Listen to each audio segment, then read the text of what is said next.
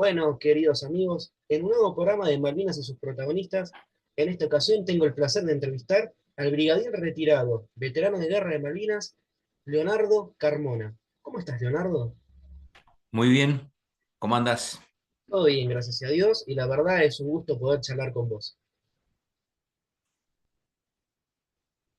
Bueno, el mío también, estoy, digamos,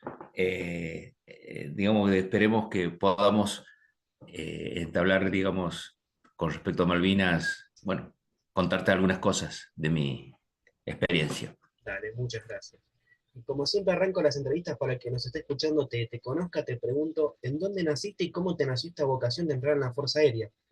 Bueno, yo soy de la provincia de Mendoza, Ujú. un departamento Tupungato, en Mendoza, al sur, unos kilómetros. Bueno, desde chico siempre me acuerdo que jugaba, eh, yo vivía digamos, una zona semirural y bueno, jugábamos en los árboles como si fuesen los aviones y bueno, y pasábamos un buen rato con mis amigos jugando arriba de los árboles. Este, mm, y por el otro lado también yo tenía ya un poquito más grande, sí, tenía un primo mío, primo hermano, que ya estaba dentro de la Fuerza Aérea, era piloto. Y bueno, todo eso se fue acrecentando a medida que fui creciendo. Ahí te fue Eh, llevando. el, el gusto por los aviones Sí. siempre fue desde chico, me fascinaba. ¿Y en qué año decidiste entrar en la Escuela de Aviación Militar? Y mira, yo ingresé a la Escuela de Aviación Militar muy joven, porque en realidad ingresé a los 16 años. Terminé el secundario y, bueno, en febrero del año 1976 ingresé y en marzo cumplí los 17. Pero digamos, a ver, yo ya en el secundario, ya mi idea a partir de cuando estaba en tercer año, cuarto año, ya tenía la idea de estar, o o tratar de ingresar a la Fuerza Aérea para ser piloto. Decidido bien desde temprano. Claro, sí, sí. Ujú. Tenía otras alternativas, como cualquier chico que le Claro. daba una alternativa ¿cómo se llama?, de alguna otra carrera. Ujú. Me gustaba ser arquitecto también, pero entre las dos, bueno, siempre influyó mucho el tema de los aviones. Me fascinaba, esa es la realidad. Se nota porque después tuviste una carrera hasta llegar hasta brigadier. No, bueno, sí, bueno, después, bueno, por supuesto que todo eso uno siempre, Sí, nunca lo en la sabe. carrera que fuese, trata de hacerlo mejor y lograr los objetivos Claro. lo más que se puedan. Por supuesto que eso no significa de que uno lo tiene asegurado cuando ingresa, uno no sabe cuál es el destino, las circunstancias y un montón de cosas, y bueno, por supuesto logré estar, digamos, o ingresar o ascender al grado de brigadier, pero eso no fue una cuestión, digamos, de que yo la andé buscando durante toda mi carrera. Mi carrera era en realidad volar y dentro del vuelo, por supuesto, dentro de los aviones de combate. Bien. Y ya que lo mencionás, si no saqué mal la cuenta, entonces te egresaste a fines del 79. Exactamente. ¿Qué promoción sos? 45, 45. 45, sí. Y una vez que te recibís de alférez, ahí es cuando uno puede decidir qué rama de la aviación va a elegir, ¿no? Claro. Es decir, nosotros hicimos en aquella, porque fueron cambiando ciertas metodologías de enseñanza, Ujú. y yo hice en cuarto año de la carrera, también hice el curso de aviador militar en la Escuela de Aviación Militar, que es el Ah, curso general, digamos, que uno hace como para ser aviador militar, todavía sin tener ningún tipo ¿cómo se llama?, de elegir algún, dentro de la parte de piloto, de elegir qué querés hacer, si querés volar helicóptero, transporte, aviones de combate. Bueno, después, con los resultados, digamos, de cómo salgas dentro de ese curso, bueno, te daban las opciones, ese que acabo de mencionar, piloto de combate, que lo tenía que ir a la Cuarta Brigada Aérea en Mendoza, aviones de transporte, en las unidades de transporte, y helicópteros también en las unidades de helicópteros. Por supuesto, desde el vamos, desde el principio, yo te quiero contar un tema también. Yo no había volado nunca. Es decir, yo, si bien me gustaban los aviones, me fascinaban los aviones, nunca me había subido en un avión. Ni siquiera me había subido en un avión en un aeroclub, por decir, Sí, sí. de esos vuelos que se hacen, digamos, para volar 30 minutos, 20 minutos. Así que mi primera experiencia en vuelo ya fue en la Escuela de Aviación Militar, pero ya haciendo el curso de piloto. Con lo cual, a ver, fue una gran sorpresa porque es la primera vez que volaba también. Son dos cosas que se unían al mismo tiempo y podría no gustarme, porque viste que uno se hace de toda ¿cómo es? Toda una idea, una película. Claro, cree que lo que va a encontrar y resulta que eso que encontró no le gusta para nada. Y los primeros vuelos son los más embromados, o sea, no es un vuelo de transporte tampoco lo que yo hacía, un vuelo digamos, de línea. Entonces, bueno, son cosas que fueron muy violentas al principio. ¿Con qué avión fue Para mí. el primer vuelo? El Ah, Mentor T-34, que ya no están más, que ya han sido desprogramados ahora. Y esa fue mi primera experiencia en vuelo, iniciando el curso de aviador militar. Así que bueno.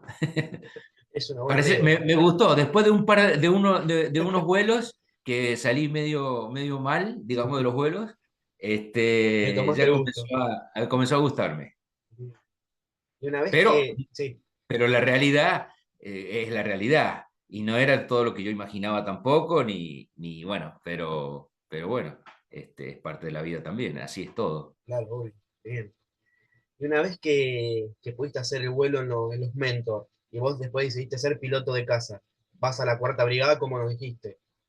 ¿Cómo fue pasar del Mentor? Y yo tengo entendido que el Morán Sumier se usa en la cuarta brigada, No, no, ¿no? en la escuela de aviación militar también había una parte en Mentor y una parte en Morán Sumier. Ah, mira. Y después cuando yo fui a Mendoza, seguí la escuela de casa en aquel momento, era con Morán Sunier también. O sea que ya lo Nada más, conocías, ya tenías un ya conocimiento lo del avión. conocía, tenía experiencia, por supuesto eran otros temas, otros vuelos. Es decir, no era un avión distinto. Ujú, Así que digamos que en ese sentido era prácticamente lo mismo en cuanto al avión. claro. Después, por supuesto, los vuelos eran distintos, era mucho más exigente en otras áreas. Este, y bueno, es como todo lo que yo digo, es decir, no es que me haya, o sea, a ver, todo fue sacrificio, todo fue estudiar, practicar, experimentar, tener mis buenos vuelos y mis malos vuelos. No fue simple, o sea, no es soplar y hacer botella, hay que transpirar la camiseta, Obvio. o por lo menos yo la transpiro, o yo la transpiré, Sí, la entiendo, transpiré bastante. entiendo. Lo que sí, siempre el objetivo mío es lograr paso a paso, como han dicho algunos, ¿cierto? Paso a paso. Mi objetivo era primero recibirme en la Escuela de Aviación Militar, ser aviador militar, después en la Cuarta Brigada yo quería hacer, por supuesto, aprobar el curso. Ujú, Y bueno, y después cuando estaba finalizando el curso, bueno, ver qué aviones en base ¿cómo se llama? A mi rendimiento y cómo yo había salido, a ver qué aviones yo podría tener o poder tener la posibilidad de volar. sí, Paso a paso todo. entiendo. La escuela de casa es lo que ustedes le llaman el CB2, ¿no? Exactamente. Ah, Ese es el CB2 que ahora se hace con IA-63 Pampa. Digamos que, bueno, un avión que supera que Morán Sunier, que era un avión que le dio mucho a la Fuerza Aérea durante varios años y que, a ver, los pilotos, la totalidad de los pilotos que estuvieron en la guerra de Malvinas y todo lo demás, fueron formados con Morán Sunier. bueno, entiendo. Con Morán Sunier. Por supuesto que el Pampa es un avión mucho más sofisticado, mucho más moderno, y por supuesto que incrementa las capacidades del piloto, Claro, lógicamente. claro, te entiendo, bien. ¿Mm? Y una vez que terminaste el CB2, tu primer destino como piloto de casa, ¿cuál fue? La gloriosa Quinta Brigada Aérea, Reynolds. en Reynolds, Villa Reynolds, San Luis. Es decir, bueno, em, digamos, a ver, yo hice el curso y bueno, en base a eso, por supuesto que yo quería estar en la Quinta Brigada Aérea, quería volar un avión de combate, ya, un avión de combate. Bueno, pero las circunstancias y todo lo demás, si eso no me salía, bueno, tampoco iba a seguir, a lo mejor en otro destino tratando de lograrlo. O sea, yo ya, para mí estar piloto de caza era digamos, un activo ya muy importante para mí. Y eso no significaba de que inmediatamente iba a volar otros aviones de combate, nada por el estilo. Si la Fuerza Aérea me mandaba a mí, espectacular. Bueno, me envió y por supuesto, como siempre, el paso a paso es que ahora tenía que estar en la Quinta Brigada Aérea y como es, bueno, aprobar otro curso más, que es el avión de combate, para lograr hacer piloto etapa 3 apto para el combate. Digamos que se iban incrementando un poco las exigencias. Claro. Por supuesto que el A4 ya no era un avión chico. Ujú. Para mí, que me fascinaban los aviones, cuando yo vengo a estar al lado de un A4, verlo y saber que lo iba a volar, estaba más fascinado todavía. Me imagino. Este, Así que bueno, vine a la Quinta Brigada Aérea en Villa Reynolds ¿En qué con año toda la fue? ilusión. ¿Eh? ¿En qué año fue? Y eso fue en el año 1981. Ah, todo el 81 estuviste capacitándote en el A4. En la 4 y en el 82, febrero del Sí. 82, es cuando me habilitan a mí recién a etapa 3, o sea, apto para el combate. Y Febrero del en abril, 81. en el 82, y en abril comienza el tema de la guerra. ¿Qué es lo que yo digo siempre cuando llego a este momento de mi relato y que me preguntan? Ujú. Bueno, es como si fuese que yo he hecho toda una carrera, Sí. ¿sí? En forma continua, cumpliendo los diferentes pasos. Llego a la Quinta Brigada Aérea y en la Quinta Brigada Aérea también completo, porque en febrero del 82, ¿cierto? Me habilitan como etapa 3 apto para el combate. Y ahí nomás, ¿qué es lo que es? Viste que en las carreras hablan de la tesis. La Cuando tesis. vos Exacto. ¿cómo se llama? Te recibís en algo, tenés que presentar una tesis, un Sí. trabajo de la profesión que hayas elegido. Qué buena analogía. Bueno, mi tesis fue el tema de la guerra. Es verdad, sí. Yo lo hago así en forma jocosa, digamos, pero bueno, Pero fue o así, sea, sí. fue todo continuo, es lo que te quiero decir. Claro, Desde el obvio. momento que ingresé, absolutamente todos los pasos, y me habilitan ¿cómo se llama? En febrero del 82, y ahí nomás entro en guerra, Entiendo. prácticamente, Prácticamente sí, a los pocos días. claro. Volar el A4. ¿Qué sentiste? ¿Qué te pareció? ¿Vos cómo lo podés escribir como avión? Y un avión, digamos, con una potencia muy grande para lo que yo había experimentado y de hecho lo sigue teniendo, a pesar de que hay otros aviones que son más potentes, pero bueno, un avión que había que respetarlo muchísimo, más allá del querer, o sea, es un avión que tenías que subirte respetándolo en forma permanente, porque todos los aviones hay que respetarlos permanentemente. Pero bueno, el avión de caza o el avión, digamos, en este caso el A4, prácticamente no permite errores que vos cometas por falta de preparación, por falta de conocimiento. Es decir, me encantaba el vuelo, pero lo respetaba. Así como me encantaba, lo respetaba, pero tremendamente. Es decir, si yo tenía que estar bien dormido o haber estudiado un tema para poder volarlo y todo lo demás, eso nunca lo dejaba de lado. Yo sabía que para subirme arriba del avión tenía que estar en condiciones de volarlo. Y las condiciones de volarlo es preparado de todo punto de vista, físicamente, mentalmente, todo lo demás. Me llevó mucho, a ver, yo era muy joven, muchacho, qué sé yo tenía yo la guerra, 23 años y cumplí en marzo del 82. Eras uno de los más jóvenes. Claro, uno de los más jóvenes, sí, sí, más joven. Y como es, bueno, me insumía mucho, mucho, como te podría decir, Eh, primero estrés, pero me llevaba prácticamente todo mi esfuerzo de aquella época. Digamos, estaba a full. mentalmente y con todo lo que yo tenía para hacer, era volar en la 4, no tenía otra cosa. Por supuesto, no significa de que yo no tenía ¿cómo se llama? Si salía, si no salía, si estaba, o sea, mi parte social, pero estaba bastante limitado con respecto al tema del vuelo. Pues si tenía que volar y estar físicamente en condiciones.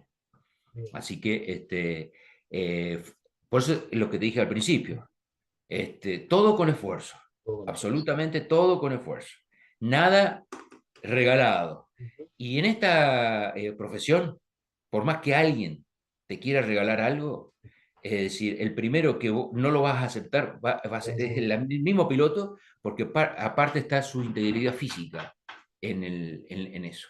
Así, el que no lo ve así, bueno, puede tener problemas muy feos, y por eso es que, digamos, teníamos una gran exigencia con nuestros instructores que nos exigían lo que tenía que ser, cómo teníamos que estar formados, lo que debíamos saber, y por supuesto uno respondía, tenía que responder, porque tampoco podía estar en un lugar donde no respondía, porque indudablemente tendría que dar el lugar a otro.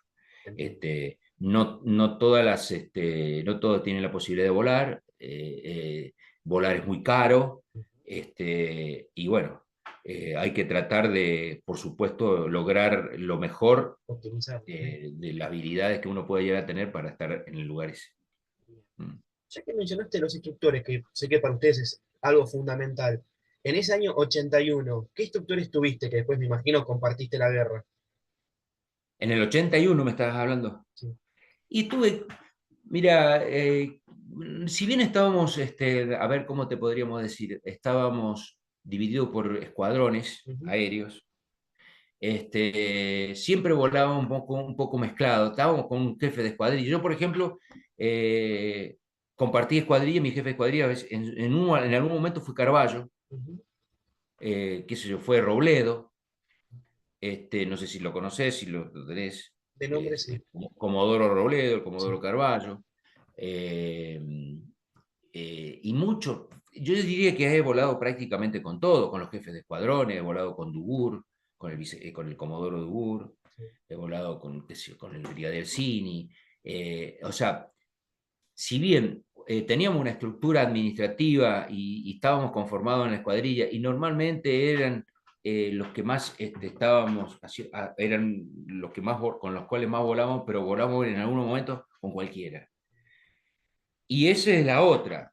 Es decir, nosotros siempre, o por lo menos yo particularmente, yo siempre tuve un gran respeto y admiración también por mis instructores, porque si bien me exigían mucho y todo lo demás, yo lo veía que sabían y que tenía que aprender de ellos. O sea, ellos me enseñaron muchísimo y yo siempre tuve el respeto de ellos en cuanto a lo que me decían, qué es lo que tenía que mejorar, etcétera, etcétera. Nunca puse digamos, en juzgar una maniobra o algo por el estilo, por supuesto, la hablaba por si yo tenía duda, esto lo hice así, Sí. no tendría...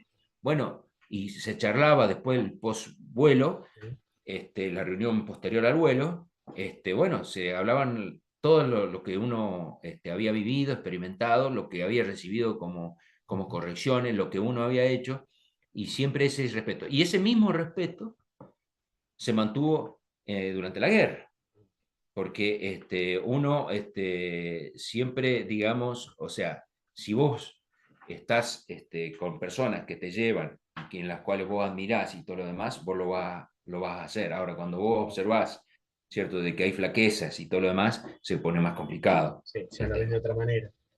se Ujú. lo ve de otra manera. Entiendo. Entonces, y el quien está abajo, el que es el alumno, y como el caso mío, que prácticamente todos esos años que te estoy hablando había sido alumno, de una u otra forma. Esas cosas se ven perfectamente. Y como es, bueno, entonces por eso el gran respeto a todos ellos, a cada uno, pues no tengo a ninguno para decirle, ¿cierto? Tal o cual cosa. Así que yo creo que eso también eso ayudó al grupo en general, tanto para los jefes de escuadrilla de aquel entonces, jefes de secciones, jefes de escuadrones y todo lo demás, cuando daban una orden, sabían que la orden, cierto, iba a ser cumplida de la mejor forma, iba a ser cumplida con todo el esfuerzo de cada uno de los integrantes de quienes tenían que cumplir la misión. Y ellos no tenían dudas sobre nosotros y nosotros no teníamos dudas sobre ellos, sobre que estaban dando una orden y que esa orden había que cumplirla y teníamos que hacerla de la mejor forma. Una cohesión perfecta, se podría decir. Claro, difícil, ¿eh? Difícil, Difícil, porque sí, me somos imagino. personas Claro, cada uno que con su... tenemos forma de ser, Claro, y bueno, y no digo que no hubiesen surgido problemas, en algún sí, momento habrán surgido algún tipo de inconveniente, pero ¿cómo se llama? Se hablaban, se resolvían de alguna forma y se continuaba así. Y ese respeto es el respeto, ¿cierto?, que se necesita para todo, porque al fin y al cabo en la vida, yo creo que también, si bien la vida no es la vida militar, la vida general no es la vida militar, pero yo creo que cada uno, es decir, mientras uno está aprendiendo, tiene que tener el respeto, ¿cierto?, de quien le está enseñando. Y cuando uno está enseñando ya, tener respeto hacia la persona al cual está enseñando, siendo absolutamente, ¿cómo te podría decir?, sincero con lo que le está enseñando, convencido de lo que le está enseñando, no mintiéndole, tratándole de decir una cosa que no es, etc. Eso se ve perfecto y eso hace, para mí, eso hace al éxito. excelente, muy buena explicación, Leonardo. Claro. Ahora, ya llegando a lo que fue el famoso 2 de abril, ¿cómo te sorprende a vos? Como un día nos sorprendió, a ver, para nosotros fue siempre normal, Ujú. todo normal. La única diferencia del día de abril que nos dijeron ese día, bueno, hay una reunión en el grupo aéreo donde se le va a informar de novedades que son muy importantes y queremos a todos sin excepción. Así que nosotros fuimos, como todos los días, al grupo aéreo, después de haber desayunado, para iniciar un día más de vuelo de adiestramiento que teníamos en la Quinta Brigada Aérea. Es decir, que ahí en esa reunión nos enteramos, como se hubiese enterado cualquier persona, ¿cierto?, que haya escuchado la radio o algo por el estilo. Este, Así que, si vos me decís sorpresa, la sorpresa fue en ese momento. Sí, El resto fue absolutamente toda una actividad normal, no lo podíamos creer, realmente nos sorprendió, esa es la palabra, sí. nos sorprendió. Y bueno, a partir de ahí comenzaron todo tipo de preguntas, bueno, pero ¿cómo es esto? ¿Qué es qué es lo que se va a hacer? ¿Qué es lo que se va a atacar? ¿Cuáles son, cómo nos vamos a nosotros a estructurar? O sea, una catarata de preguntas de todo tipo. Pero, digamos, todavía no tomábamos, a ver, Dimensión. el verdadero sentido de que íbamos a estar en guerra, a entrar en combate. La verdad, no lo tuvimos prácticamente, porque uno, a ver, el tema de la guerra lo habrás escuchado en varias veces, uno no quiere estar en la guerra, nosotros nos preparamos para la guerra, pero la guerra no la queremos. Aquel que de alguna forma diga de que nosotros nos gusta la guerra, que somos guerreros, no sé, no somos así. O sea, nosotros nos preparamos para el día de mañana entrar en guerra, estar en condiciones, pero que la guerra no nos gusta. Entonces, en este caso, y bueno, uno decía, bueno, está pasando esto y todo lo demás, pero no tomábamos la verdadera dimensión de que íbamos a entrar en guerra. Y nos preparábamos como un adiestramiento más, ponerle, pero no con el convencimiento, por supuesto, que a medida que se fueron acercando los días, ya la situación iba cambiando de que no era, ¿cierto?, algo que nos dijeron así nomás y que a ver cómo reaccionábamos.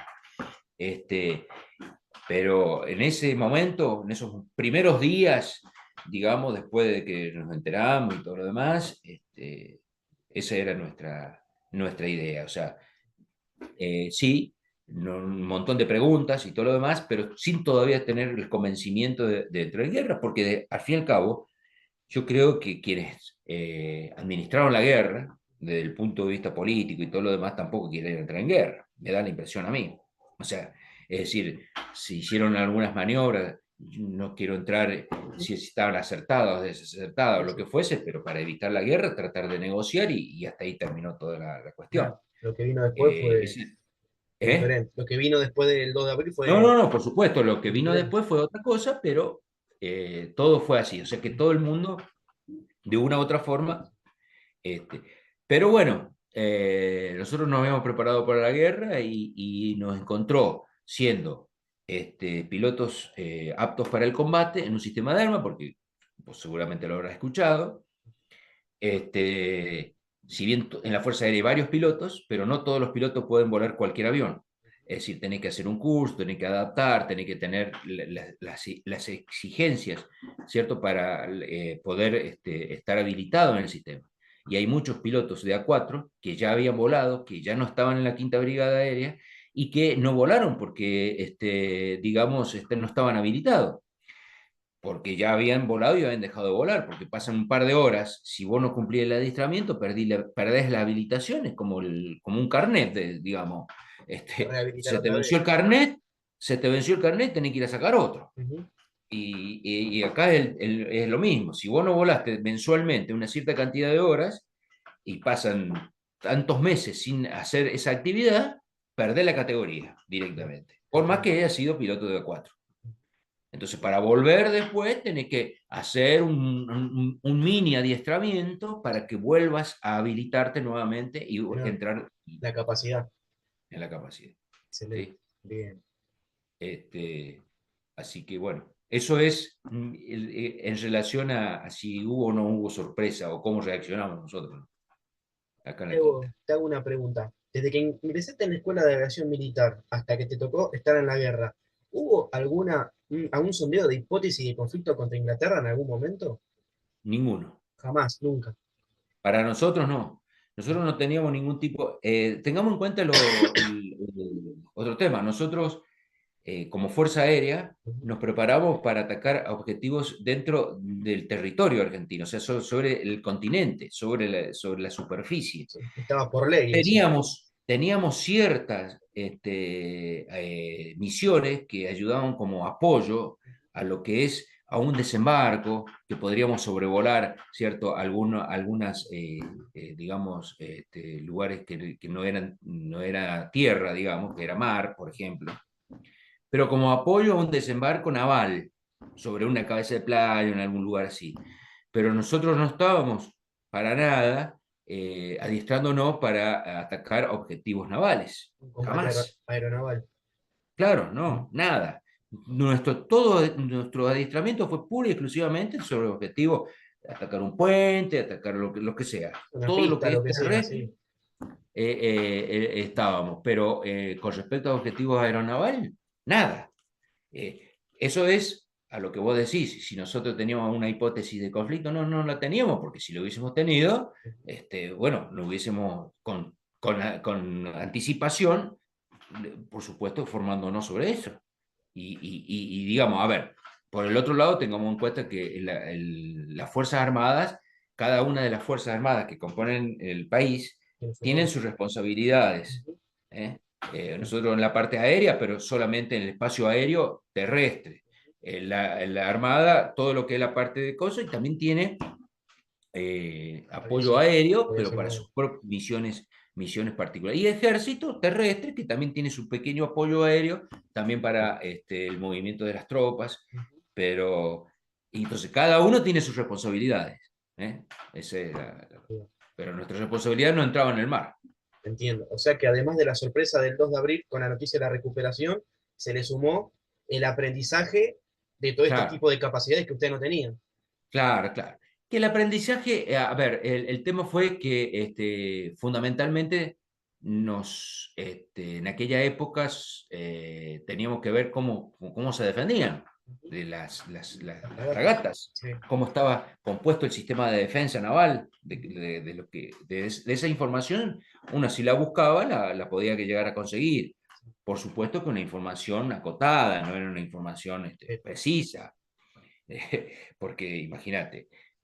Bueno, pero de hecho, en aquella época, en la primera semana, no me acuerdo exactamente si fue una semana después, bueno, vinieron oficiales navales a darnos, digamos, un unas panorama. clases eh, o hablarlo de cómo se podría, cuáles eran las defensas que tenían, cuáles eran los sistemas de armas de ellos que podían acercarse, cuáles eran los sistemas de defensa aérea que ellos tenían, y en base a eso, cuáles eran nuestras probabilidades de éxitos en base a las defensas aéreas que ellos tenían. Nos dieron, digamos, muy escasos margen para nosotros de éxito, porque como ello estaba casi todo automatizado, con radares, y todo era automático, y es con misiles, tanto de medio, largo y corto alcance, que bueno, no, digamos que eso no, medio como que nos sorprendió mal, porque nos dimos cuenta de que estaba complicada la maniobra para atacarlos, porque primero que no teníamos la experiencia, no estábamos enterando ahí cuál era la forma de defensa que ellos tenían, y como es, y bueno, y para colmo ellos mismos nos daban que el éxito era muy, muy, muy escaso. Pero bueno, en las guerras, y a partir de cuando ya cada vez nos acercamos más, no todo está previsto en una guerra, no todo, porque si fuese todo sería, no sé, sería muy simple, no digo simple, pero más pero fácil. estaría muy, digamos, previsto todo, y ya uno tiene un montón de cosas. En la guerra ocurren imponderables permanentemente. Este, uno no puede decir, bueno, tenés que tener la decisión de que defender lo que te corresponde, con lo que tenés, con la capacidad que tenés. Y por supuesto, vas a hacer todo lo que puedas hasta un límite donde ves que ya la situación no da más, porque estás diezmado por esto, por lo otro, pero no podés desde el primer momento decir, ah, no, yo no volé sobre el mar Entonces, y no estoy capacitado. ujú, No, la guerra no es así. La formación militar no es así, porque si bien está previsto de evitar todas esas situaciones, los imponderables son permanentes. Y, la guerra, este, mm, de hecho, nosotros cuando llegamos a Río Gallegos, bueno, hicimos vuelos a Malvinas para verificar cómo era Malvinas, todo lo demás, y ver cómo era la operación en sí. Y después hacíamos lanzamientos de proyectiles de ejercicio sobre un barco que hay ahí que está abandonado en la ría de Río Gallegos, y que de alguna forma eso nos permitió ver cómo veíamos, cómo observábamos, cómo poder aproximar, cómo teníamos a qué velocidad volar, cómo hacer la puntería, etcétera, etcétera, que nos ayudó muchísimo. No fueron muchas salidas de adiestramiento, porque llegamos, habremos volado, qué sé yo, 3 veces cada uno, para tener esa experiencia, pero nos ayudó porque podíamos tener por lo menos una fisonomía de cómo pudiera llegar a verse. Pero por supuesto, no teníamos defensa de ello, nada de eso de lo que es la defensa, absolutamente, ¿cómo lo es? vieron sobre el momento, lo aprendieron. Era, claro, claro, sobre el momento, y, y como es, pero nosotros siempre estuvimos convencidos de que de poder defender, es decir, poder repeler los ataques que ellos tenían. De hecho, gracias a Dios, lo logramos en cierta parte, en cierta manera, o de cierta manera, tuvimos nuestras pérdidas, pero pudimos de alguna forma meternos y poder hacerle daño a ellos, a pesar de que ellos estaban muy fortificados desde el punto de vista de defensa aérea. Ya que mencionaste Río Gallegos, ¿recordás más o menos para qué fecha se movilizaron? Bueno, nos fuimos movilizando en forma escalonada, Ah, no fuimos todos juntos. no fuimos todos juntos. Y de hecho, mi escuadrilla, que era la escuadrilla de Carballo, fue una de las últimas de llegar. Habremos llegado a ponerle el 25 de abril, una cosa así. Ah, bien Es sobre decir, fin de mes. bien, bien. ¿Por qué? Porque, bueno, digamos, se iban recuperando aviones acá que estaban fuera de servicio, Sí, entonces teníamos que esperar que esos aviones pudiese estar en servicio para poder hacer llevarlo. el traslado para allá. Los que ya estaban se fueron. Y así que nos quedamos acá mientras se ponían esos aviones en servicio, manteníamos algunas horas de vuelos que teníamos que volar para no perder el adiestramiento, nada más. Ajá. Y por supuesto, estudiando en ese lapso todo lo que podíamos agarrar para ver qué lo que habíamos. Fundamentalmente lo que estudiamos también era a ver, de acuerdo a la fisonomía, saber de qué se trataba. Si era una fragata, si era un barco de desembarco, si era un escolta, qué sé yo, de los diferentes barcos que había. Y por supuesto, las defensas. Ahí nos damos cuenta de los radares, el alcance de los radares, a qué altura ya nos tomaba. Entonces, eso nos sirvió mucho para cuando se planificaban luego las misiones reales, se tenían en cuenta esas cosas. O sea que Y con la que, de defensa hecho, planificaban cómo atacarlos. claro, porque sabíamos que ellos podían adquirir nuestro blanco a tal distancia, pero también sabíamos que esa distancia se reducía con respecto a la altura. Si nosotros volábamos alto, mayor distancia para ellos. Si nosotros volábamos bajo, menor distancia para ellos. Y esas cosas se fueron planificando y se fueron ajustando para que lograr la sorpresa. Es decir, que estuviésemos expuestos en el menor tiempo Tiempo posible posible. a la defensa de ellos. Esa así en general fue la manera. Entonces se utilizaban todo lo que teníamos nosotros, como reabastecimiento en vuelo, que nos daba mayor autonomía y todo lo demás, para lograr hacer los vuelos sin que ellos nos detectaran. Y eso lo sorprendió.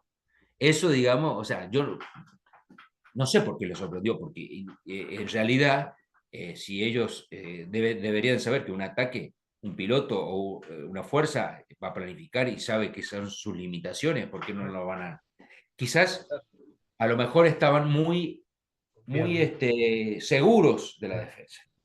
Una defensa donde la habrán practicado y todo lo demás, pero como te dije recién, las guerras hay imponderables en todo.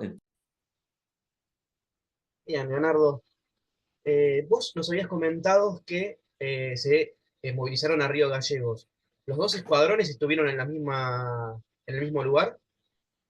Sí, sí, en la base, en aquel momento era la base aérea militar Río Gallegos. Sí. Estábamos ahí, los dos escuadrones.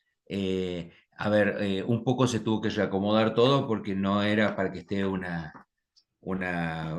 escuadrón aeromóvil, vendría a ser el nuestro, pero con mucha cantidad de gente y aviones y movimiento y todo lo demás. Pero los dos escuadrones, sí, fuimos al mismo lugar. Bien. Y más o menos cada escuadrón, ¿qué cantidad de aviones tenía? Para tener una idea. Mira, en realidad, primero, la operación no lo hacían los dos escuadrones en forma simultánea. ¿Qué te quiero decir? Un día lo hacía un escuadrón, el otro escuadrón descansaba, o sea, no es que era que descansaba, estaban en alerta, pero no volaban Entiendo. inicialmente, esperando si necesitaban un refuerzo, pero el que volaba era el otro escuadrón. Con lo cual, digamos, la cantidad de aviones, y ponerles que habían más aviones, pero que estaban así, digamos, disponibles, y ponerle unos 15 16 aviones, una cosa así. Por supuesto que ese número era absolutamente modificado cada rato. Este, y vuelvo a insistirte, el otro escuadrón no volaba, volaba un solo escuadrón y el otro esperaba. ¿Eh? ¿Y en tu caso, en qué escuadrón estabas? Yo estaba en el Escuadrón 1 con el actual brigadier Cini, donde, digamos, estaban todas las cuadrillas, teníamos un lugar que era un microcine que tenía en la base militar Río Gallego, donde fue adaptado como, digamos, el lugar a donde hacíamos las reuniones previas y teníamos nuestros equipos de supervivencia, nuestro equipo de vuelo también, casco y todo eso. Este, y estábamos organizados por escuadrillas, normalmente cada escuadrón tenía 4 escuadrillas, de cuatro personas cada escuadrilla, armadas, ¿cierto? Con jefe de escuadrilla, jefe de sección y los dos numerales, el 2 y el 4, ¿cierto? Siendo el numeral 2 con un poco más de experiencia y 4 éramos nosotros, ¿cierto? Que éramos los de menor experiencia. Estábamos ahí y cumplíamos 2 horas de alerta, es decir, 2 horas que estábamos absolutamente cambiados, listos para salir.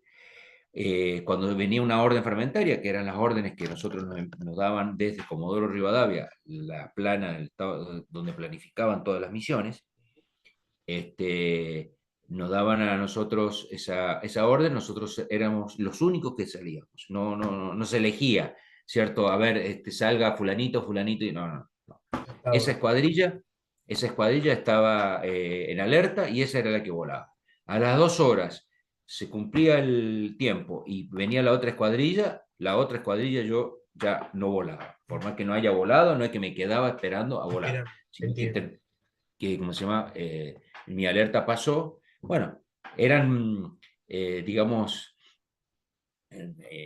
eran momentos de mucho estrés porque estábamos esperando, charlando, así como más o menos estamos charlando con vos, por supuesto charlando, hablando sobre la navegación, sobre todo lo que podía hacer, porque las navegaciones o los vuelos eran más o menos parecidos. ¿En qué sentido? Los rumbos, la táctica que ya habíamos nosotros tomado, sabíamos en general por dónde se entraba el reabastecimiento en vuelo, que teníamos que reabastecer en vuelo, que teníamos que descender, que teníamos que volar lo más rasante que podamos, Eran y a como partir de ahí patrones. salían, claro, y de ahí en más salían, digamos, a dónde estaba el ataque, si más al norte, cruzando las islas, más al sur, etcétera, etcétera. Este, digamos, bueno, por supuesto que a medida que iban transcurriendo los días, desde el momento que comenzó la guerra, se sumaban experiencias, ¿cierto? Que se incluían en las reuniones previas. Bien. Fulanito, la escuadrilla X, le ocurrió tal cosa, en este lugar no tenemos que volar así, porque ahí hay mucha defensa, volemos más para el oeste, el este, lo que fuese. Todo a prueba y Así que, error. una cosa por el estilo. Ujú. Que es lógico, vos Obvio. fíjate que en toda guerra, o con todas las misiones, se realizan los ataques y después viene el relevamiento, que se le llama el relevamiento de inteligencia. Ujú. Es decir, a ver qué pasó, qué se vio, qué resultados hubo, ¿para qué? Para volver a planificar con todo eso nuevo, porque va modificándose permanentemente. Así que nosotros, por ejemplo, cuando terminábamos de volar, lo primero, antes de hablar con nadie, ¿cierto? Nos juntamos con la gente de inteligencia aérea operativa, así es el nombre, digamos, que se tiene al Sí. respecto, inteligencia aérea operativa, y nos preguntaban absolutamente todo. ¿Qué vieron?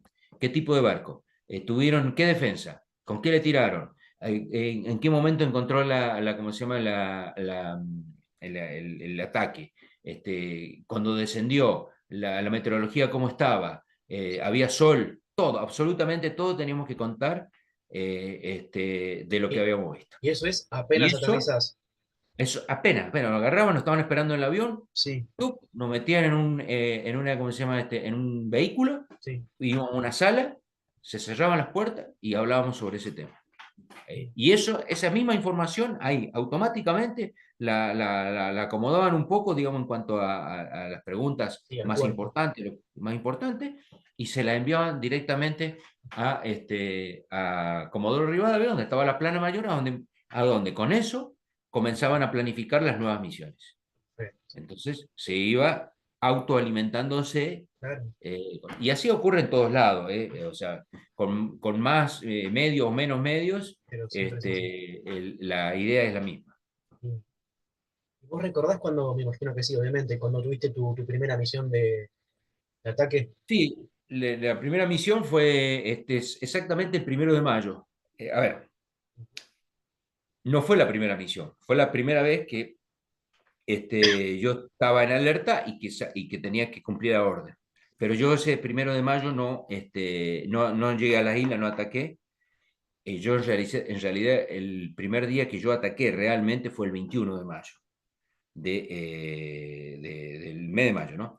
¿Y ese 1 de mayo Bueno, qué pasó? el primero de mayo tuve problemas en lo que es la parte de combustible, que no o sea, nosotros tenemos unos drops, que son los tanques externos, que te transferían combustible para, bueno, hacer el vuelo. Digamos, como estaban planificadas las misiones, si Sí, bien teníamos reabastecimiento en vuelo, utilizábamos esos tanques externos para volar más tiempo rasante. Teníamos más combustible, al fin y al cabo. oh, Gastábamos menos. ujú, Por más que después, si no hay transferencia de combustible, bueno, el tema es que despegamos todo lo demás, nosotros nos damos cuenta en nuestros controles sí. y bueno, ya estaba consumiendo no de los tanques externos, sino del tanque principal, con lo cual, digamos, iba a tener una sensible menos cantidad de combustible. Con lo cual, muchos casos hubieron estos porque se daban, a ver, también hubo algunas cuestiones de presiones de aceite, eh, problemas técnicos, por ejemplo, en hacer el reabastecimiento propiamente dicho, que no se reabastecía el avión, digamos, algún otro problema, digamos, de trenes de aterrizaje, que cuando uno Entender sube el que tren de aterrizaje no cierra bien, o sea, cosas son máquinas, técnicas, obvio. como máquina, parte Ujú. de la operativa. Bueno, eh, entonces ese 1 de mayo me mandó me fui al aterrizaje y a partir de ahí, de ese día de 1 de mayo, vino un momento donde hubo una mala situación meteorológica. Prácticamente no tuvimos vuelos durante esos días. Por supuesto que la guerra continuó, empezó porque ya nos habíamos enterado de que habían atacado Puerto Argentino, que ya que habían los Vulcan, habían, ¿cómo se llama? Tratado de que la pista de Puerto Argentino no sea utilizada, que nunca dejó de ser utilizada, la utilizaron absolutamente siempre, pero bueno, se produjeron Claro, las primeras bajas, es decir, la más importante, la primera baja de la Fuerza Aérea, ¿no? sí. La primera baja fue ¿cómo se llama? En territorio de la isla Malvinas, donde atacaron a los Pucará y donde murieron mecánicos, el piloto bueno, una tremenda baja, digamos. O sea, digamos que ahí, a lo que hablaba recién, nos empezamos a dar cuenta que estamos entrando en guerra y que esto no era un adiestramiento más. Así que bueno, como te decía, nuestra primer gran baja fue el 12 de mayo, que el 12 de mayo cae no es de mi escuadrón, sino del otro escuadrón, del segundo escuadrón, caen 3 pilotos, de 4 queda uno solo, nada más, y ahí fue un impacto muy importante, que fue nuestros primeros 3 halcones que cayeron, y que fueron los primeros, que En los una misma primeros, salida, sí. y aparte, digamos, era prácticamente una de las primeras salidas reales, porque el 1 de mayo sí fue, durante todo el 1 de mayo hubieron varias salidas, Sí, eh, digamos, pero las más importantes, digamos, comenzaron después, no el 1 de mayo. Y nosotros el 12 tuvimos nuestra primera caída de pilotos que no volvieron, y bueno, ahí se puso más complicada, digamos, entre nosotros mismos, que la situación estaba jodida. Sabíamos que no, nos enfrentábamos y teníamos grandes posibilidades de que podamos ser abatidos. Salíamos con armamento inicialmente de una forma de armamento, y después nos dimos cuenta, ¿cierto?, de que había que cambiar la configuración de armamento, ah, porque las primeras bombas eran tan grandes que traspasaban ¿cómo se llama? La uf, coraza del que eran barco. las de 1000 libras, eran, ¿no? Claro, claro, que eran Las, de 1.000 libras, sí, grandes, eran muy, muy pesadas, sí. entonces se cambió a 3 de 250 kilos, con lo cual, bueno, se fueron haciendo algunos, por ejemplo, bueno, del tema de la espoleta, que es la que provoca, ¿cierto?, la explosión de la bomba cuando impacta, para tratar, ¿cierto?, de que sacarle el cono que era de acero, ponerle un cono de madera diferente, un cono blando, que en este caso fue de madera, Sí, como para que realmente la bomba no traspasara tanto y se quedara más en la, la en estructura. en la cubierta del barco y pudiese explotar, o sea, se demoraba el traspaso, con lo cual le daba el tiempo a la espoleta, que es la que arma la bomba, para que explote y no afuera del barco, que es lo que ocurrió en varias oportunidades. Este, Así que bueno, digamos, yo diría que después del 12 de mayo, a partir del 19 de mayo, creo que fue así, comenzó varias salidas de diferentes, yo no me las acuerdo todas, me acuerdo las mías y algunas otras más o menos para acoso, pero comenzaron a ser más, digamos, llegado el caso, se cumplían todas las alertas del escuadrón, de las escuadrillas, y tenían que ser utilizadas escuadrillas del otro escuadrón que te dije al principio que estaba en espera, que no volaba ese día, pero de hecho, bueno, el día ya pasando un cachito más allá adelante, el día de 8 de junio, yo salgo, en mi escuadrón era el que estaba volando, pero después que yo salí, salió otra escuadrilla, se terminaron todas las escuadrillas y salió otra escuadrilla del otro escuadrón y a la otra escuadrilla es donde bajan, ¿cierto? Los últimos tres. A Sí, tres pilotos, que queda uno solo, que es el Pipi Sánchez, sí. que es el único, ¿cierto?, sobreviviente de esa escuadrilla. Es decir, ya es medio como que en los últimos tiempos ya no era Claro, tan un escuadrón y el otro escuadrón no hacía nada. No, entiendo. se complementaba con el segundo escuadrón o el otro escuadrón que estaba. Así que, Ya que mencionaste esto, algo que siempre me llamó la atención de la historia del Grupo 5 es que el 12 de mayo, el que queda vivo será el Pérez Vázquez, que termina cayendo el 8 de junio. exactamente, mi compañero, Tu compañero de promoción. es compañero mío, es compañero de promoción. Eso siempre me llamó Vázquez es la el único atención. sobreviviente. Estaba, digamos, Vázquez el 12 de mayo fue el primero, le habían volado. Primero, cierto que el primero que experimentó todas estas pérdidas de la escuadrilla con Claro, un pues shock volvió solo. importantísimo, Sí, claro, volvió solo. Pero aparte la anécdota, no la anécdota, sino la experiencia más importante también para mencionar, sí, es que había volado tan bajo que se le había cubierto el tema de la cabina de sal y no sí, visualizaba la pista. Entre eso, el primero el shock, ¿cierto? sí. Que él tiene de haber perdido a todos los integrantes ¿cómo se llama? De la escuadrilla. Y después cuando regresa, que no puede ver la pista, y que, gracias, nosotros teníamos un piloto que estaba en la torre de vuelo, que era el móvil que le llamamos nosotros, que es el que de alguna forma, si alguien tenía alguna ¿cómo se llama? Emergencia, algún problema, le ayudaba a decir, bueno, controle tal cosa, haga esto, suba, qué sé yo, o sea, lo ayudaba desde tierra. Bueno, el piloto que estaba de móvil en ese momento en la torre le dice a Vázquez, bueno, estás ahí enfrentado, comenzá a sacar potencia, dobla un poco más a la izquierda, girar a la izquierda, a la derecha, ahí, cortá, y prácticamente lo llevó a la pista, prácticamente sin ver la pista. Sí, Es es decir, increíble. lo aterrizó Ujú. sin ver él directamente lo que era la pista. Y bueno, por supuesto quedó muy, eh, Choqueado, sí. sí, quedó mal, quedó. Pero siempre él tuvo una muy buena predisposición para continuar y yo me acuerdo particularmente que él, cuando yo salía, uno de lo que yo siempre, hola, sí, Sí, sí. eh, lo que yo siempre me acuerdo que fue uno que viene y me abraza, ¿cierto? Bueno, yo me dice negro, yo me decía negro, este, suerte, te esperamos, un fuerte abrazo, saludando, mira, el de lo que es el destino de cada uno, que después yo despego y yo creo que a los 20 minutos o menos de que yo despegara, o 15 o ponerle, no 20, más, Sí, una hora, porque ya eso fue como resultado de lo que nosotros habíamos atacado, entonces habrá sido una hora y algo. sí. Sacan la orden a él para salir. Y bueno, y acontece lo que acontece. Digamos, él cayó el 8 después de que él se había sobrevivido de aquella cosa. Sí, el destino de cada uno. Es el destino, No sí, hay sí, cuenta eso que darle. siempre me llamó la atención. Claro.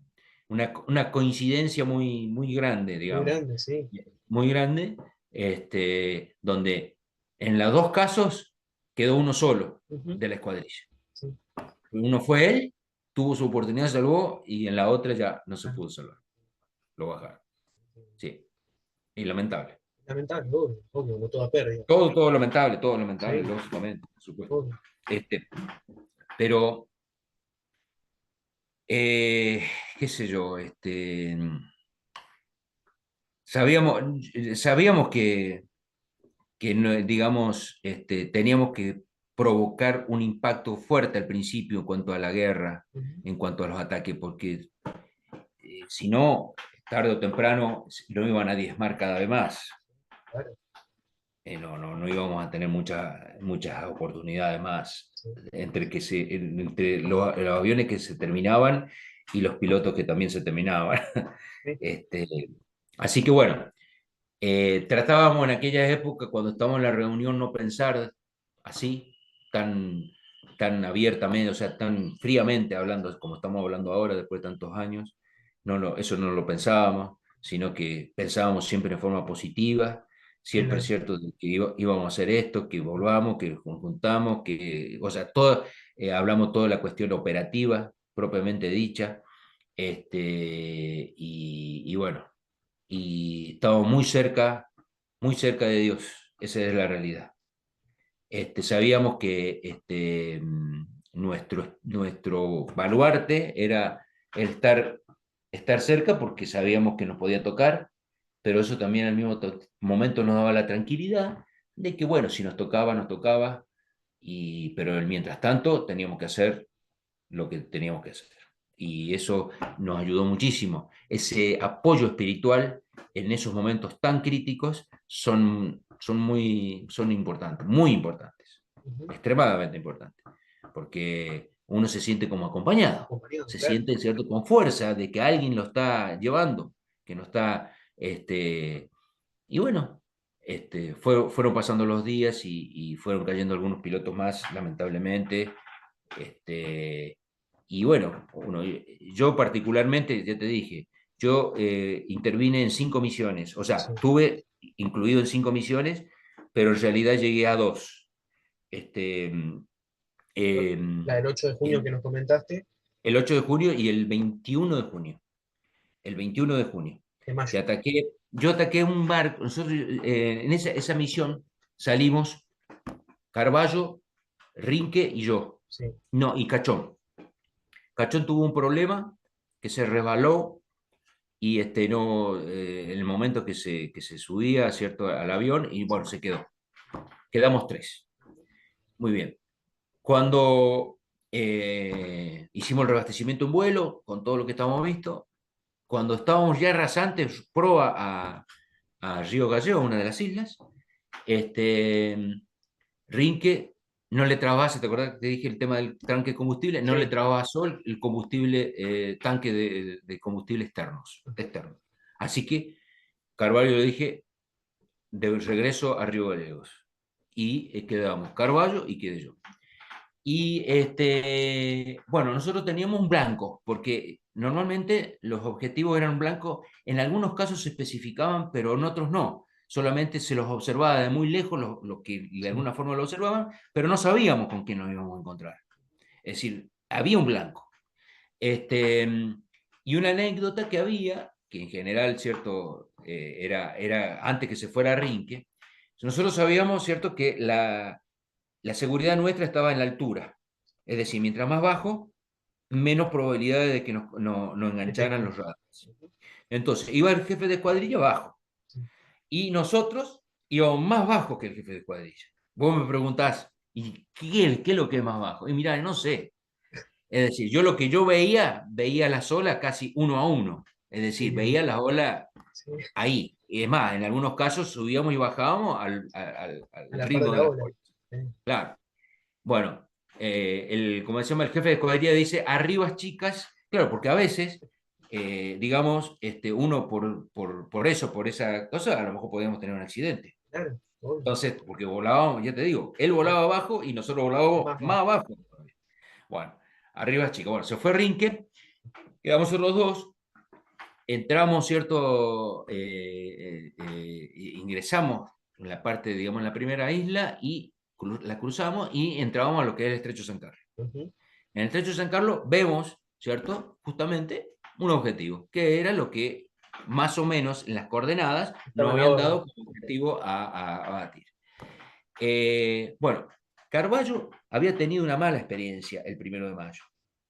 Es decir, que se confundió de atacar, ¿cierto? Bueno, atacó un barco que era propio, Ujú. pero primero por la falta de experiencia, porque aparte, ¿cómo se llama? No, nos dieron nos daban un objetivo y nosotros no encontramos lo que aparecía. Ujú. Este, Aparte, apareció. son segundos aparte. Aparte, claro, uno lo ve. Y bueno, en este caso, nosotros quedábamos puestos más o menos, en general, en regla general, unos 2, 3 minutos antes, quedamos expuestos a la defensa de ellos, de lo que se trate. Y en Estamos distancia, expuestos. más o Y ya menos, salíamos, ¿eh? esos 2 minutos, en distancia, más o menos, ¿cuánto es? Y son 7 y son 15 millas y serían unos 30 Casi kilómetros, 30 kilómetros. 35, Sí. 35 kilómetros más o menos. Sí. ¿Mm? Quedamos expuestos. Ya no había forma de andar volando bajo, Nada. nada. Ya estábamos enganchados con el radar de defensa, de corta defensa, Ujú. y no nos quedaba alternativa que seguir adelante tratando de hacer la puntería. Porque ahora por hoy, los sistemas de arma de ahora son diferentes, son todos, digamos, digitales, que le entran las coordenadas y automáticamente se posicionan y en base a eso el lanzamiento es automático y todo lo. En aquella época nada de eso había. O sea, era todo manual. ¿Qué es lo que era manual? Como si fuese un rifle. Entonces tenés una mira, apuntás y agarrás y disparás. Ujú. Nosotros teníamos la mira, la colocábamos donde teníamos que colocarla, volábamos a una cierta altura para que ¿cómo se llama? La bomba impactara. Yo, por supuesto, digo, bueno, pensé, ya esto es una parte y que lo habíamos hablado un poco, digo, bueno, mientras más cerca esté yo del guía, bueno, quien nos tiene que defender o ataca a uno o ataca al otro. Claro. Es decir, a los dos es medio complicado Sí. para el que defiende. Entonces estamos muy cerca de él. Cuando yo veo que estoy, la mira llega al lugar, me acuerdo que tenía una mira una bomba, perdón, todavía de 1000 libras. Ujú. Todavía en aquella época tenía la de 1000 libras. Cuando yo lo veo, estábamos prácticamente abiertos, ¿sí? Yo lanzo la bomba. Es decir, cuando nosotros atacamos o entramos en ataque, ya no preguntamos, ¿qué hago? No, ya ¿Lanzo está. la bomba? No, ya entramos, cada uno, digamos, de una u otra forma, por supuesto, giramos, el jefe de escuadrilla, giramos a la derecha, giramos a la izquierda, qué sé yo, pero el ataque lo hacemos. Bueno, en ese momento, en ese mismo instante que fue ahí, al mismo tiempo él dice, no, Carballo, no lance la bomba. ¿Por qué? Porque él se da cuenta, ¿cierto? O ve de que no estaban, yo era mi primer No, contacto te con llevas al blanco, ¿sí? de llegada al blanco. Él era el segundo. Él había tenido la experiencia del 1 de mayo, cuando ve que no le tiran a él, que no le estaban tirando, dice, es otro barco propio. Yo, cuando lo vi, tiro directamente. O sea, fue casi simultáneo. Entonces yo agarro, hago el viraje. Bueno, en general, él después yo vuelvo, ¿cierto? Porque ya una vez lanzado la bomba, cada uno regresa por sus propios medios. Eso No estaba llegaste a ver si muy bien explotó o no. claro. A Río Gallego. ¿Ah? No llegaste a ver si explotó o no la bomba. Vos Nada, nada. pegaste la Yo tiro vuelta. la bomba, giro a mi derecha, Sí. él sigue adelante porque no tiró la bomba y Ujú. sigue internándose en el Estrecho San Carlos. Sí. Que él después no sé, le tiraron de todo en el lugar porque estaban todos ahí y también lanzó sus bombas. Bueno, aparentemente fue un barco de desembarco, no era argentino. Pero nunca yo tuve como para decir una, digamos, una constancia, digamos, de realmente qué es lo que ocurrió. Si realmente la bomba explotó, si atravesó, si la erré, la pasé por arriba. La verdad que nunca hasta el día de hoy yo no supe, digamos, qué es lo que ocurrió con eso. Aparentemente es muy factible, o que, primero, que no haya explotado, segundo, que pueda haber sido que haya atravesado o que haya pasado por arriba. Esas dos Sí, últimas me sí, inclino. Porque si hubiese explotado, se hubiese sabido, hubiese sido una novedad y obvio. que hubiese estado. Así que, bueno, esa fue mi primera experiencia de guerra, digamos. Entonces, bueno, Carballo ese día, bueno, vuelve, digamos, con varios impactos de defensa, de todo tipo de armas. De armas. ¿Pudieron volver juntos o volvieron por No, no, separado? no, no, no, Ah, no, no, no, porque es lo que te iba a decir. Una vez que atacábamos, cada uno volvía cada uno como podía. como podía. Por Sí, supuesto, nos hablábamos ¿cómo es? Por VHF, sí. con la radio, y a ver si teníamos algún tipo de problema o algo por el estilo, pero no estábamos, o sea, nuestra doctrina es que nunca voláramos solos. Es decir, nunca, siempre la mínima unidad de vuelo eran dos. Pero ¿qué pasa? Estamos en guerra. Yo no puedo acompañar si no tengo armamento, no tengo nada por No, acompañarlo. sos un blanco No se regalado. puede. Es algo lógico, algo que no.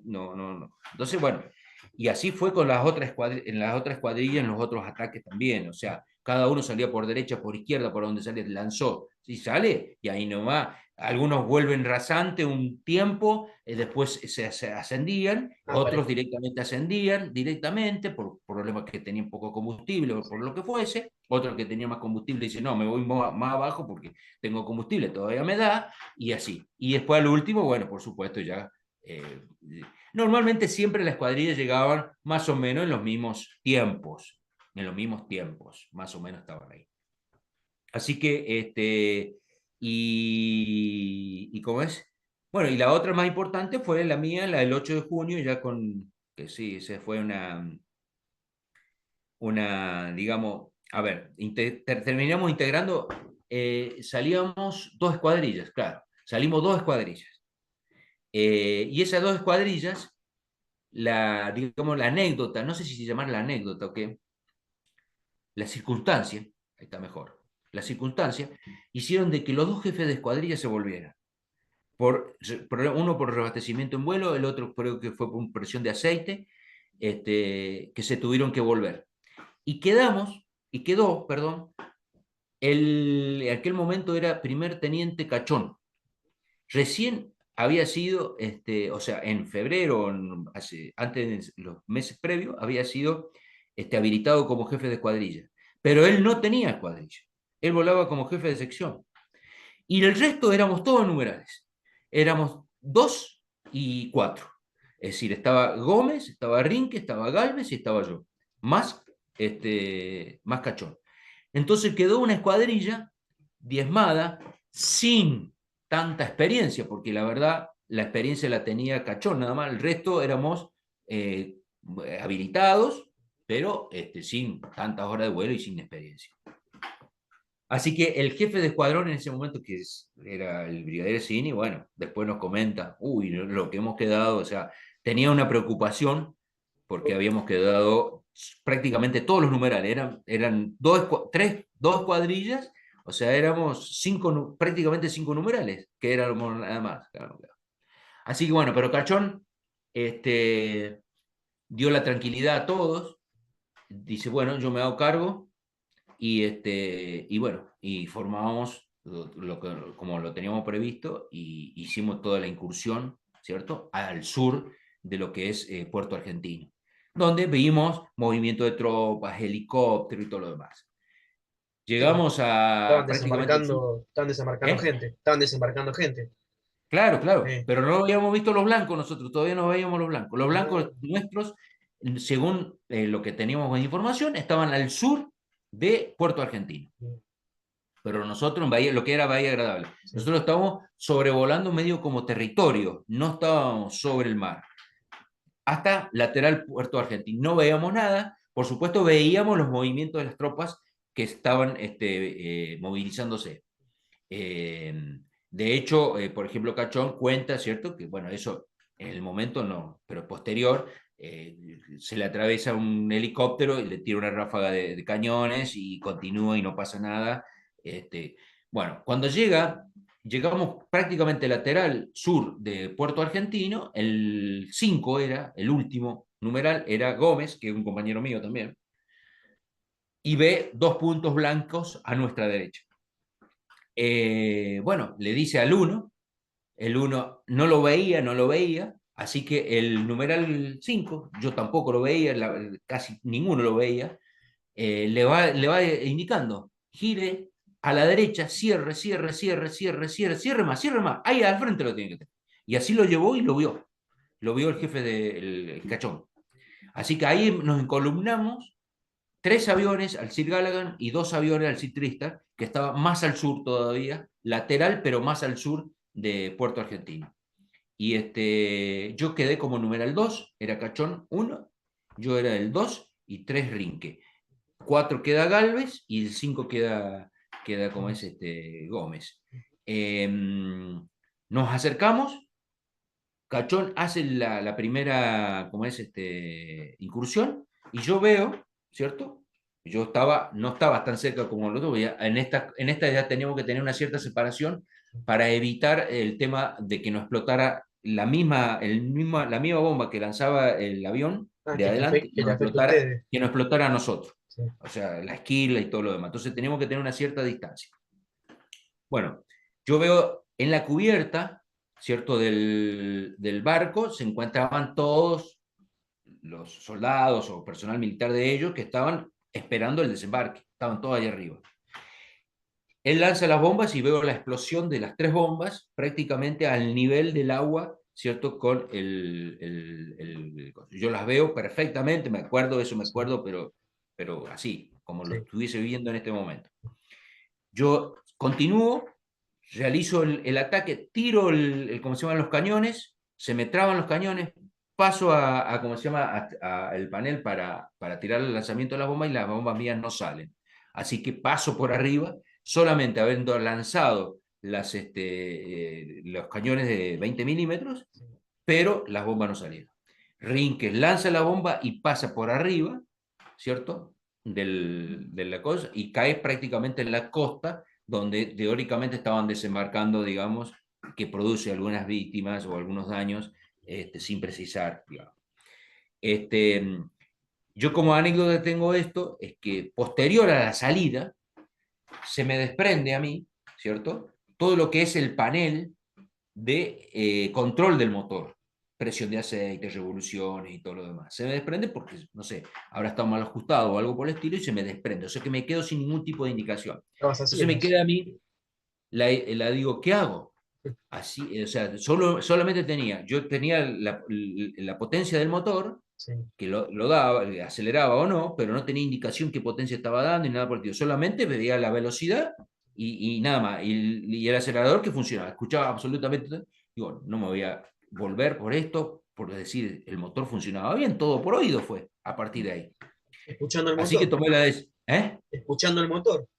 Escuchando, claro, porque no tenía ni presión de aceite, ni presión de Ah, combustible, absolutamente nada de lo que es las revoluciones, qué potencia estaba poniendo, si fluctuaban las revoluciones, que son indicios que te dicen que algún problema puede llegar a tener el motor. claro.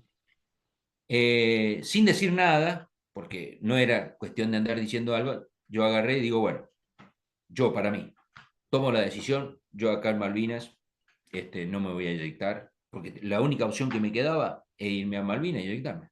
No me quedaba otra. Y la otra era volver allá.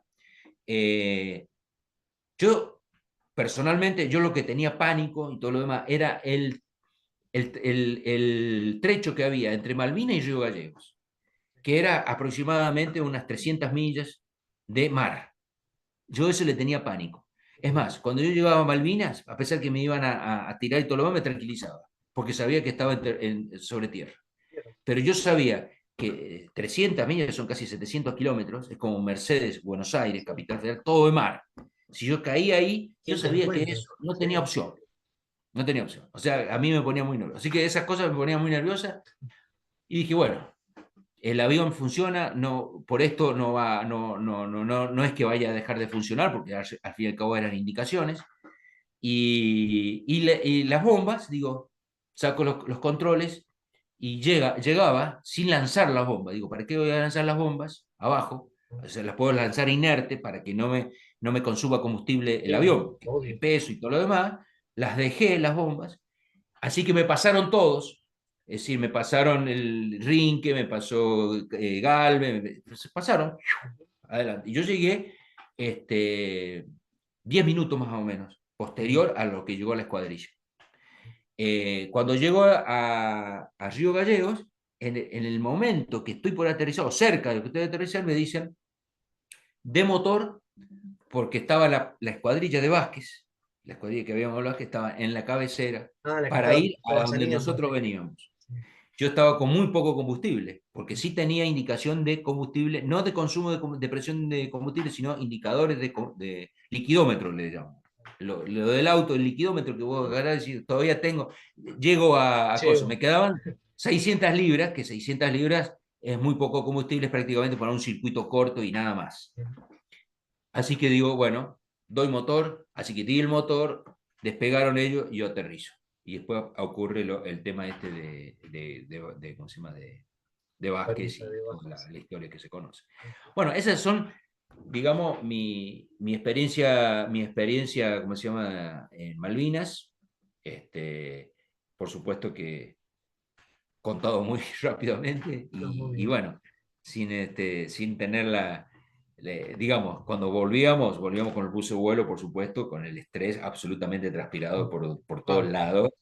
Y cuando nos relajábamos, por lo menos yo me relajaba, me quedaba como, no sé, como si me hubiesen mandado a correr durante no sé cuántas horas Sí, me y que imagino. llegaba exhausto, exhausto, exhausto, porque era, Toda la eran tensión acumulada.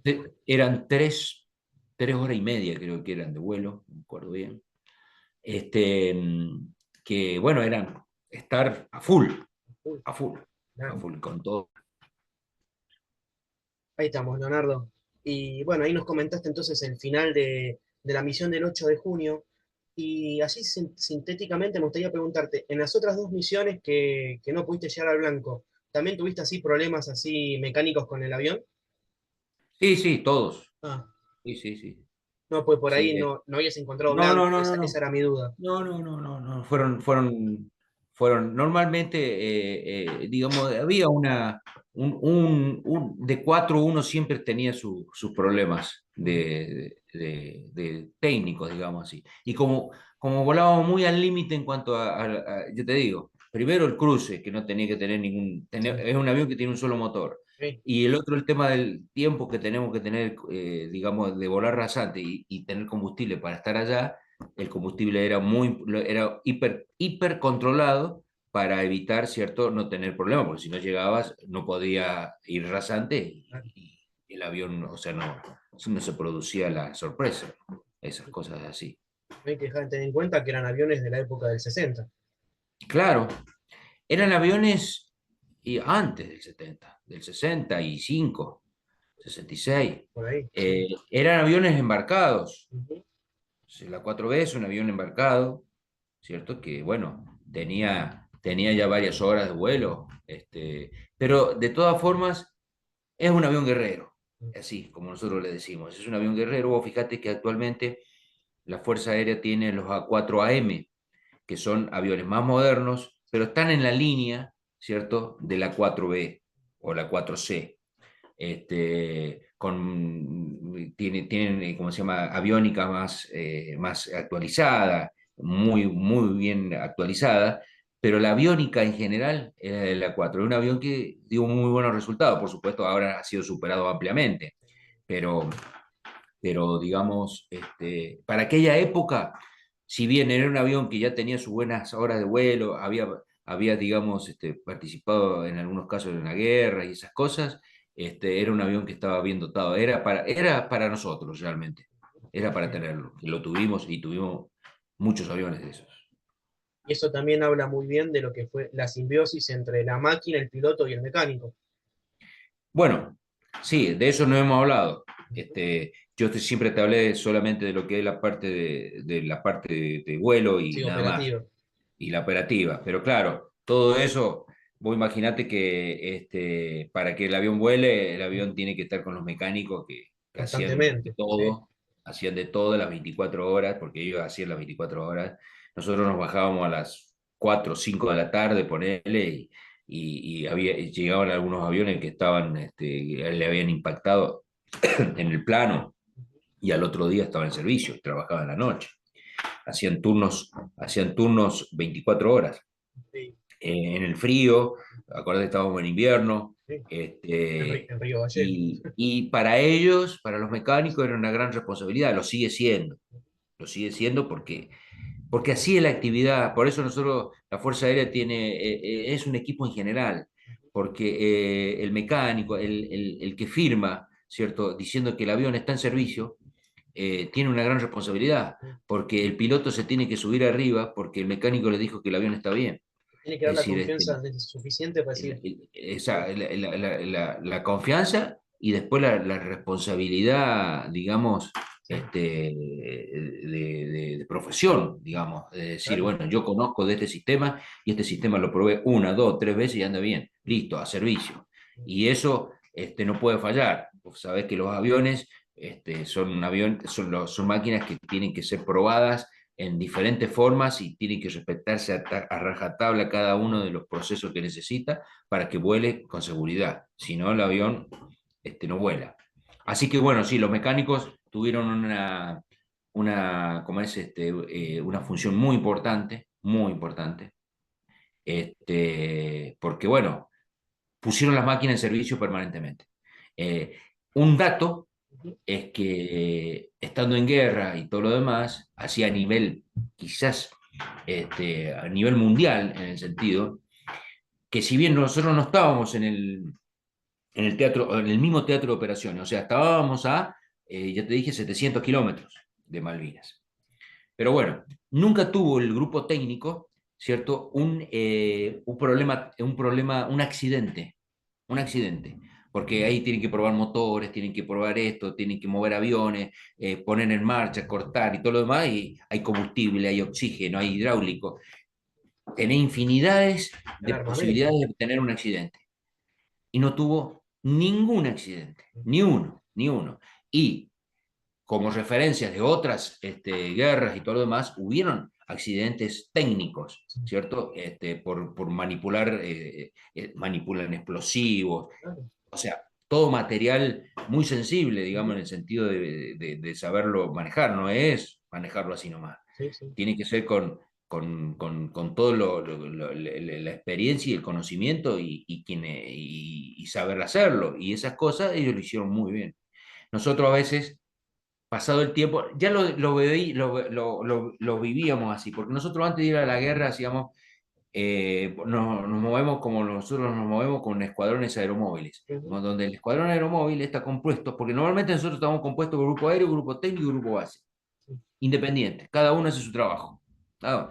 El grupo aéreo agarra, pide los aviones, el grupo técnico hace lo que sea, yo no me meto, ujú, el grupo aéreo no me meto, el grupo técnico me presenta, me da los aviones que yo pido, o no, ellos sabrán. ujú, Cuando se hace como es el escuadrón aeromóvil, el jefe de grupo aéreo es como si fuese jefe de grupo de todo, tanto de la parte aérea como la parte específicamente, como técnica. de la parte técnica y como de la parte de seguridad y todo lo demás. O sea, es como si fuese que se hace cargo absolutamente de todo. Entonces, antes nosotros nos movíamos así, íbamos 15 días a Río Gallegos con escuadrón aeromóvil, donde iba un jefe de grupo aéreo, dependiendo como jefe de escuadrón aeromóvil, y era todo en un solo paquete.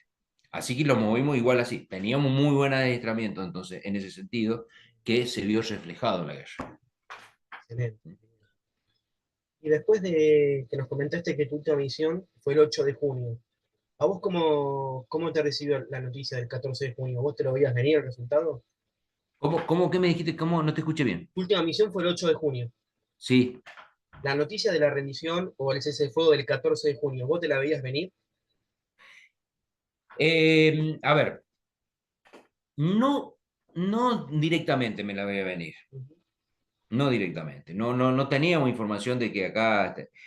convengamos que nosotros prácticamente, la Fuerza Aérea, actuó hasta el último día, prácticamente el último día de la guerra. Nunca dejó de volar. Y es más, en uno de los, o sea, uno de los comandantes, ¿cómo se llama?, de Inglaterra, cuando firman el tema de la rendición y todo lo demás, especifican bien que la Fuerza Aérea no vuele más. No vuelve más, exacto. Es decir, no vuele más. Ese era uno de de los más importantes, digamos, puntos donde Sí. se tenía que firmar en la rendición de que la Fuerza Aérea no vuele más. Nosotros, volamos prácticamente hasta el día anterior de la rendición, salió una misión. Ujú.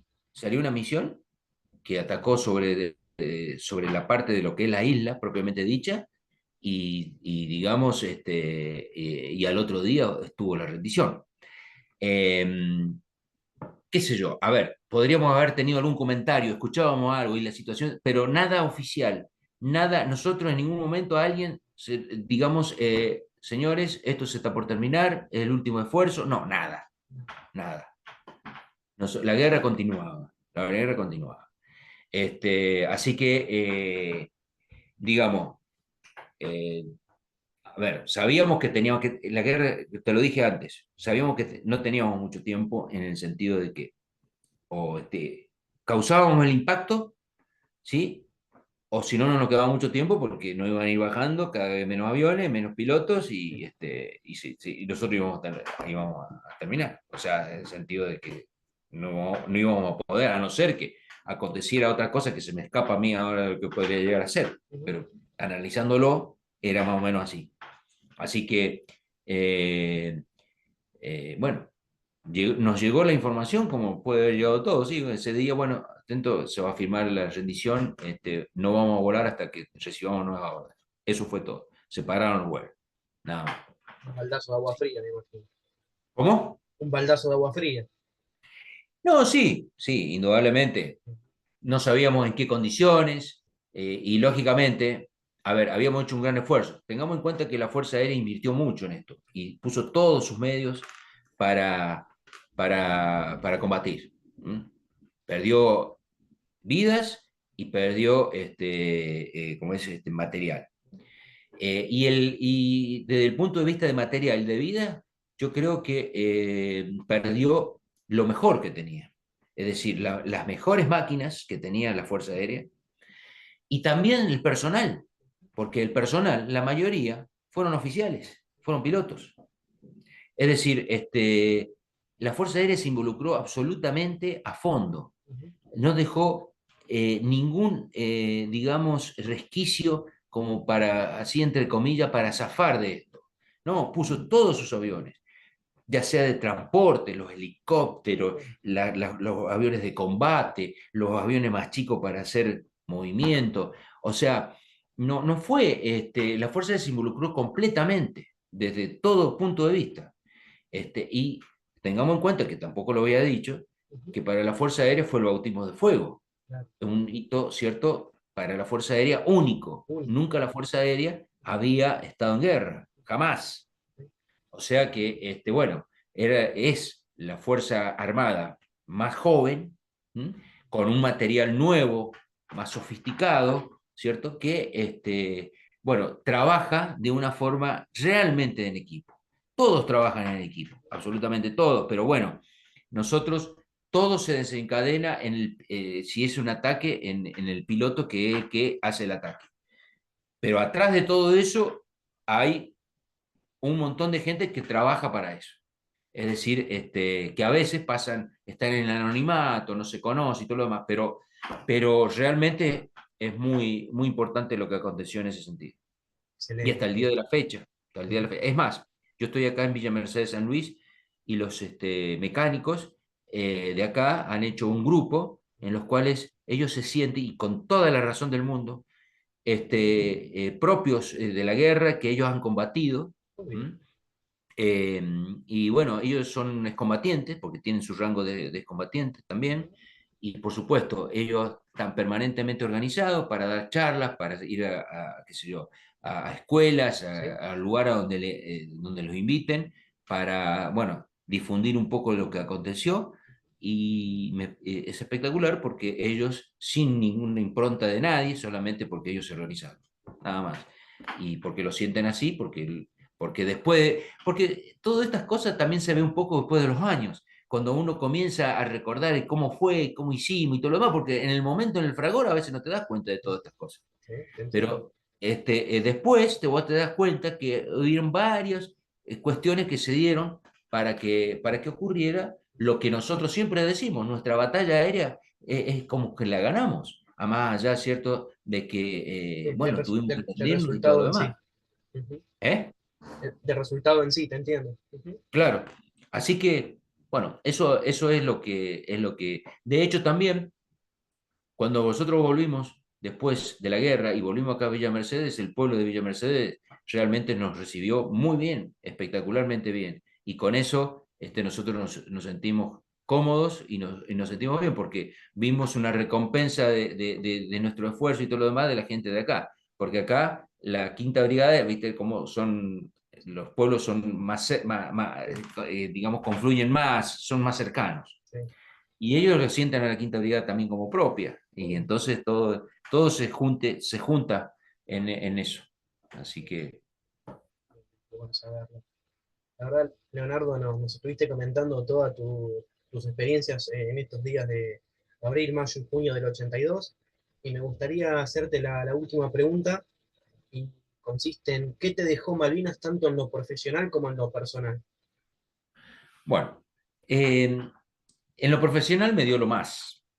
Es decir, yo creo que profesionalmente no puedo, este, digamos, pedir, la verdad que la vida, a mí particularmente, le estoy muy agradecido de lo que me dio, porque primero que me dio la oportunidad, más allá de mi elección, me dio la oportunidad y como es, y la verdad que el haber defendido nuestra soberanía, digamos, haber sido parte integrante, digamos, del escuadrón A4B de la Quinta Brigada Aérea. Por el otro lado, también estar dentro de lo que fue realmente el bautismo de fuego de la Fuerza Aérea, que te dije recién, haber sido parte, digamos, de eso, creo que profesionalmente es lo más. Yo no sé, a veces lo hablo con algunos, digamos, que están en actividad y todo lo demás, y me lo dicen ellos, no se va a vivir nuevamente una cosa así, vaya a saber por cuántos años. O sea, es como si fuese único. Entonces, profesionalmente es único para mí también, lógicamente es único. Y personalmente, bueno, la experiencia esa que me dio de la vida a veces me juega en contra, en el sentido de que, viste, viví tantos extremos, que medio como que todo lo que sí ocurriendo en la vida es medio como que está por debajo de eso y a veces uno no le da la importancia que tienen esas cosas, que no es la guerra, que no es todo esto que hemos estado hablando. Y eso a veces me juega en contra. Es decir, o sea, es como si fuese que uno se ha juntado un caparazón tan alto qué sé yo, yo lo comparo con mi hijo a los 23 años y lo veo ahora y digo, no, no sé es que la diferencia, pero fue la diferencia por las circunstancias, qué sé yo, y todo lo demás. Pero eso me juega en contra un poco. Pero también, bueno, sé que, a ver, cuando vos estás convencido de algo, a pesar de que no tengas nada, no tenga todo lo que tengas que tener para lograrlo, lo podés lograr. Tanto desde el punto de vista particular, personal, de lograr los objetivos que te hablé al principio y todo lo demás, como así en forma general en un país donde si de alguna forma, ¿cierto? Tenemos un objetivo que todos lo sentimos así, se puede lograr, porque la unión hace la fuerza, como es el dicho, Ujú. y es así, y es comprobado que es así, y nosotros lo comprobamos así porque jugamos en equipo y logramos eso. Así que personalmente, si bien algunas cosas me juegan en contra, la mayor parte, digamos, qué sé yo, me siento agradecido también. La verdad, una de esas es que poder hablar ahora con vos, en el sentido de que tener la oportunidad, porque, bueno, cosas de circunstancia y del destino, puedo yo estar hablando con vos. Y eso es un agradecimiento de toda la vida. Obvio. La verdad, Leonardo, fue un placer enorme poder charlar con vos. Te agradezco muchísimo tu tiempo, tu buena onda, tu buena voluntad y gracias por ser parte del programa. Bueno, te agradezco, ha sido un gusto, espero que quien lo escuche pueda escucharlo, digamos, con el verdadero sentimiento de las palabras que no han sido en ningún momento ni inventadas, ni ayornadas, ni nada por el estilo. Solamente es lo que se vivió, lo que yo viví personalmente y lo que sigo sintiendo hoy por hoy.